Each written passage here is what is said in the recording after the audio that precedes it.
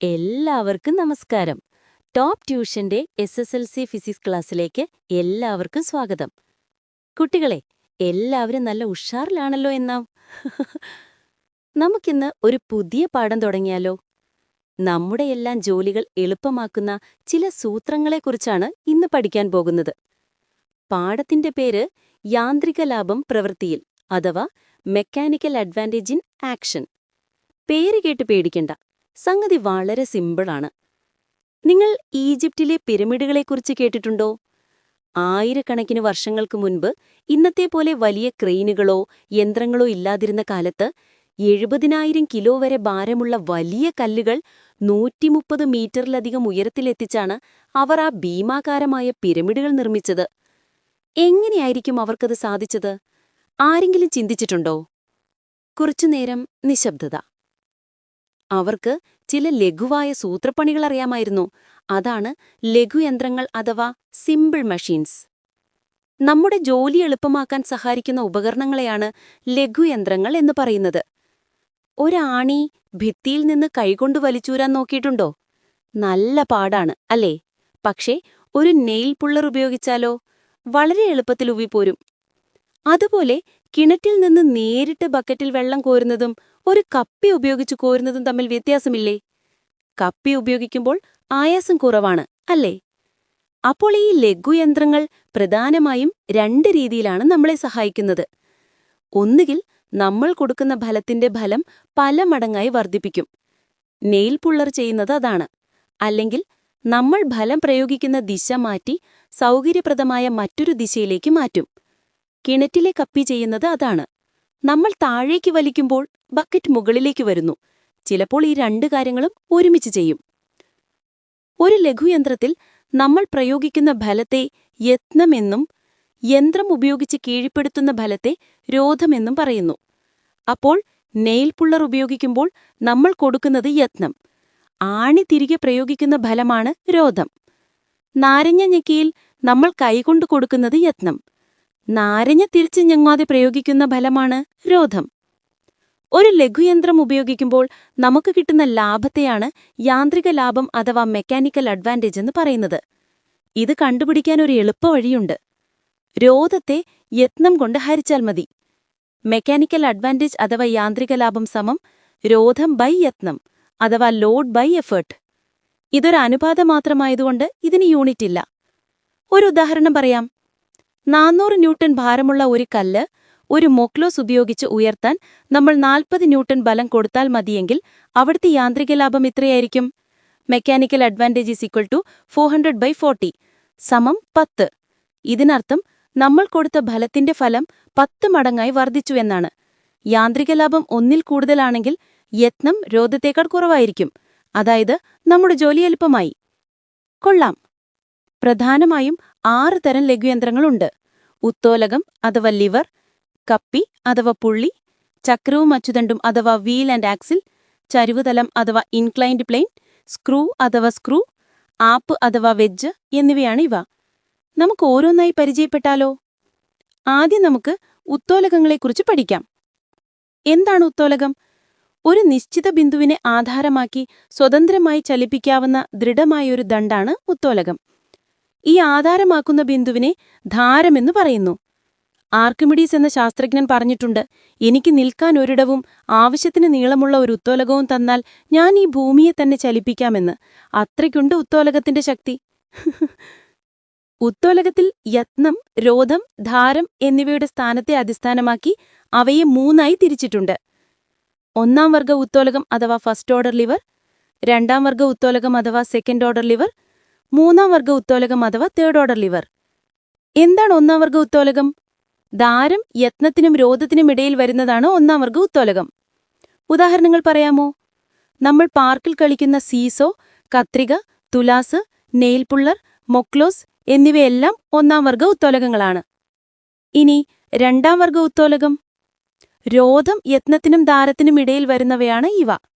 പാക്കുവെട്ടി, വീൽബാരോ, നാരങ്ങ ഞെക്കി എന്നിവയെല്ലാം ഇതിനുദാഹരണങ്ങളാണ്. ഇവിടെ എപ്പോഴും യത്നഭുജം രോധഭുജത്തേക്കാൾ നീളം കൂടിയതായിരിക്കും. അതുകൊണ്ട് ഇതിന്റെ യാന്ത്രിക ലാഭം എപ്പോഴും 1-ൽ കൂടുതലായിരിക്കും. അതായത് കുറഞ്ഞ യത്നം കൊണ്ട് വലിയ രോധം കീഴ്പ്പെടുത്താം. കൊള്ളാം. അടുത്തത് 3-ാം വർഗ ഉത്തോലകം. യത്നം, രോധത്തിനും ദാരത്തിനും ഇടയിൽ വരുന്നവയാണ് ഇവ. ചവണ, ചൂണ്ട, ഐസ്ക്രീം കോരാൻ ഉപയോഗിക്കുന്ന ഉപകരണം, ഫോർസെപ്സ് എന്നിവയെല്ലാം ഇതിന് ഉദാഹരണങ്ങളാണ്.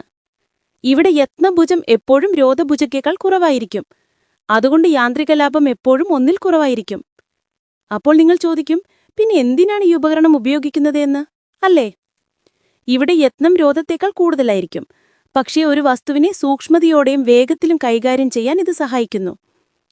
ഒരു ഉത്തോലകം സന്തുലനാവസ്ഥയിലായിരിക്കുമ്പോൾ യത്നം ഗുണം യത്നഭുജം സമം രോധം ഗുണം രോധഭുജം എന്ന ഉത്തോലക നിയമമാണ് ഇത്. ഇതിൽ നിന്ന് യാന്ത്രിക ലാഭം അഥവാ മെക്കാനിക്കൽ അഡ്വാൻറ്റേജ് ഈക്വൽ ടു രോധം ബൈ യത്നം എന്നത് യത്നഭുജം ബൈ രോധഭുജം എന്നതിന് തുല്യമാണെന്ന് കിട്ടും. അപ്പോൾ യാന്ത്രിക ലാഭം കൂട്ടാൻ എന്ത് ചെയ്താൽ മതി? യത്നഭുജത്തിന്റെ നീളം കൂട്ടിയാൽ മതി. അതുകൊണ്ടാണ് വലിയ പാറക്കല്ല് നീക്കാൻ നീളമുള്ള മൊക്ലൂസ് ഉപയോഗിക്കുന്നത്. ഇനി നമുക്ക് അടുത്ത ലഘുയന്ത്രമായ കപ്പയെക്കുറിച്ച്, അതായത് പുള്ളിയെക്കുറിച്ച് പഠിക്കാം. കിണറ്റിൽ നിന്നൊക്കെ വെള്ളം കോരാൻ ഉപയോഗിക്കുന്നത് കണ്ടിട്ടില്ലേ?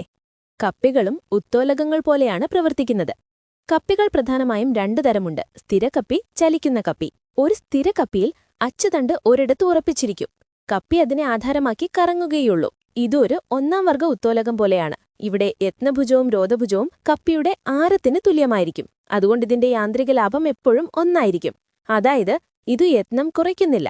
പിന്നെ എന്തിനാ ഇത് ഉപയോഗിക്കുന്നത്? യത്നത്തിന്റെ ദിശ മാറ്റാൻ. മുകളിലേക്ക് ബക്കറ്റ് ഉയർത്താൻ നമ്മൾ താഴേക്ക് കയർ വലിച്ചാൽ മതി. അത് സൗകര്യപ്രദമാണ്. എന്നാൽ ചലിക്കുന്ന കപ്പിയിലോ?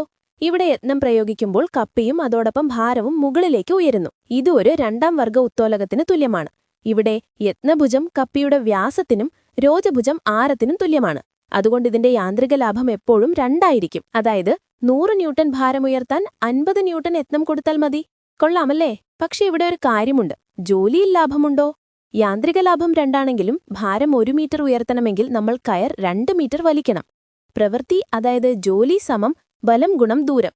അപ്പോൾ യത്നം ചെയ്ത പ്രവൃത്തിയും രോധത്തിന്മേൽ ചെയ്ത പ്രവൃത്തിയും തുല്യമായിരിക്കും. അതുകൊണ്ട് ലഘുയന്ത്രങ്ങൾ ഉപയോഗിക്കുമ്പോൾ പ്രവൃത്തിയിൽ ലാഭമൊന്നുമില്ല, യത്നത്തിൽ മാത്രമേ ലാഭമുള്ളൂ. ഇനി ചക്രവും അച്ചുതണ്ടും. ഒരു വലിയ ചക്രവും അതിൽ ഘടിപ്പിച്ച ചെറിയ അച്ചുതണ്ടം ചേർന്ന സംവിധാനമാണിത്. സ്റ്റിയറിംഗ് വീൽ, സ്ക്രൂ ഡ്രൈവർ എന്നിവയെല്ലാം ഇതിന് ഉദാഹരണങ്ങളാണ്. ഇവിടെ വലിയ ചക്രത്തിൽ യത്നം പ്രയോഗിച്ച് ചെറിയ അച്ചുതണ്ടിൽ ഘടിപ്പിച്ച രോധത്തെ ചലിപ്പിക്കുന്നു. ചക്രത്തിന്റെ ആരം, അതായത് R, അച്ചുതണ്ടിന്റെ ആരത്തേക്കാൾ വളരെ കൂടുതലായതുകൊണ്ട് ഇതിന്റെ യാന്ത്രിക ലാഭം, അതായത് MA=R/R 1-ൽ വളരെ കൂടുതലായിരിക്കും. ഗിയറുകൾ കണ്ടിട്ടുണ്ടോ? സൈക്കിളിലും വാഹനങ്ങളിലുമൊക്കെ പല്ലുകളുള്ള 2 ചക്രങ്ങൾ ചേർന്ന സംവിധാനമാണിത്. ചലനത്തിന്റെ വേഗതയോ ബലമോ മാറ്റാൻ ഇത് ഉപയോഗിക്കുന്നു. വലിയ ഗിയറിൽ നിന്ന് ചെറിയ ഗിയറിലേക്ക് ചലനം പകരുമ്പോൾ വേഗത കൂടുന്നു. എന്നാൽ കയറ്റം കയറുമ്പോൾ കൂടുതൽ ബലം വേണ്ടിവരും. അപ്പോൾ എഞ്ചിനിലെ ഗിയർ വലിയൊരു ഗിയറുമായി ഘടിപ്പിക്കുന്നു. അപ്പോൾ വേഗത കുറയുമെങ്കിലും കൂടുതൽ ബലം, അതായത് ടോർക്ക് കിട്ടും. അടുത്താളാണ് ചരിവുതലം, അതായത് ഇൻക്ലൈൻ പ്ലെയിൻ. ഒരു വസ്തു കുത്തനെ മുകളിലേക്ക് ഉയർത്തുന്നതിനേക്കാൾ എളുപ്പമല്ലേ ഒരു ചരിഞ്ഞ പ്രതലത്തിലൂടെ ഉരുട്ടിക്കൊണ്ടുപോകാൻ? ലോറിയിലേക്ക് ഭാരമുള്ള സാധനങ്ങൾ കയറ്റാൻ ഒരു മരപ്പലക വയ്ക്കുന്നത് കണ്ടിട്ടില്ലേ? അതാണ് ചരിവുതലം. ഇവിടെ യത്നം കുറവാണെങ്കിലും കൂടുതൽ ദൂരം സഞ്ചരിക്കേണ്ടി വരുന്നു. ഇതിന്റെ യാന്ത്രിക ലാഭം സമം ചരിവുതലത്തിന്റെ നീളം ഡിവൈഡഡ് ബൈ ഉയരം. അതായത് നീളം കൂടുന്തോറും ചരിവ് കുറയുന്തോറും യാന്ത്രിക ലാഭം കൂടും, ജോലി എളുപ്പമാകും. നമ്മുടെ മലമ്പാതകളിലെ ഹെയർപിൻ വളവുകൾ നീളമേറിയ ചരിവുതലങ്ങളാണ്. ആപ്പ് എന്നാൽ 2 ചരിവുതലങ്ങൾ ചേർത്തുവെച്ചതാണ്. കോടാലി, കത്തി, ഉളി എന്നിവയെല്ലാം ആപ്പുകളാണ്. ഒരു വസ്തുവിനെ പിളർക്കാനോ മുറിക്കാനോ ഇത് ഉപയോഗിക്കുന്നു. നീളം കൂടിയതും കനം കുറഞ്ഞതുമായ ആപ്പിന് യാന്ത്രിക ലാഭം കൂടുതലായിരിക്കും. അവസാനമായി സ്ക്രൂ. ഒരു സിലിണ്ടറിന് ചുറ്റും ഒരു ചരിഞ്ഞ പ്രതലം ചുറ്റിവെച്ചതാണ് ഒരു സ്ക്രൂ എന്ന് പറയാം. സ്ക്രൂ ജാക്ക് ഉപയോഗിച്ച് കാർ ഉയർത്തുന്നത് കണ്ടിട്ടില്ലേ? നമ്മൾ ചെറിയ ബലം കൊടുത്ത് അതിന്റെ ലിവർ തിരിക്കുമ്പോൾ അത് വലിയ ഭാരമുള്ള കാറിനെ ഉയർത്തുന്നു. കാരണം സ്ക്രൂവിന് യാന്ത്രിക ലാഭം വളരെ കൂടുതലാണ്. അപ്പോൾ കുട്ടികളെ, നമ്മുടെ ചുറ്റുമുള്ള കത്രില് മുതൽ സൈക്കിള് വരെ സങ്കീർണമെന്ന് തോന്നുന്ന പല യന്ത്രങ്ങളും ഇതുപോലുള്ള ലഘുയന്ത്രങ്ങൾ ചേർന്നതാണ്. ഇവയെല്ലാം നമ്മുടെ ജോലികൾ എളുപ്പമാക്കാൻ സഹായിക്കുന്നു. പിന്നെ നമ്മുടെ ഈ ടോപ്പ് ട്യൂഷൻ സെന്ററിൽ ചെറിയ ബാച്ച് സൈസിലാണ് ഹൈസ്കൂൾ ക്ലാസുകൾ ഉള്ളത്. അപ്പോൾ നല്ല മാർക്ക് വേണോ? എങ്കിൽ എത്രയും പെട്ടെന്ന് നമ്മളുടെ ഫേസ് ടു ഫേസ് ക്ലാസ്സിന് അല്ലെങ്കിൽ യൂട്യൂബ് ക്ലാസുകൾ ഉപയോഗിക്കുക. പാലക്കാട് നിവാസികളെ ടോപ്പ് ട്യൂഷന്റെ ഫേസ് ടു ഫേസ് ക്ലാസ്സിലേക്ക് സ്വാഗതം ചെയ്യുന്നു. കൂടുതൽ അറിയുവാൻ 8006066363 എന്ന നമ്പറിലേക്ക് വിളിക്കുക. എല്ലാവരും നന്നായി പഠിക്കണം. അടുത്ത ക്ലാസ്സിൽ കാണാം. Bye bye.